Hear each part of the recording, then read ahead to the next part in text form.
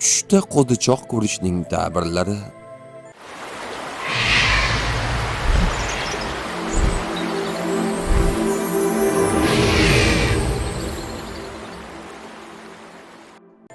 Ibn Sirinning ta'kidlashicha, tushdagi qo'zichoq xoh erkak bo'lsin, xoh urg'ovchi bo'lsin, farzandni bildiradi.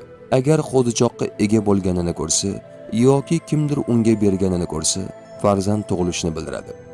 Agar qo'zichoqni so'yganini ko'rsa, farzandining o'lishini bildiradi. Agar qo'zichoq go'shtini iste'mol qilayotganini ko'rsa, farzand sababli unga qayg'u va g'am yetishini bildiradi. Qirboniy aytadiki, tushda qo'zichoq ko'rmoq xayr va manfaat, yaxshilik, halol mol bo'ladi.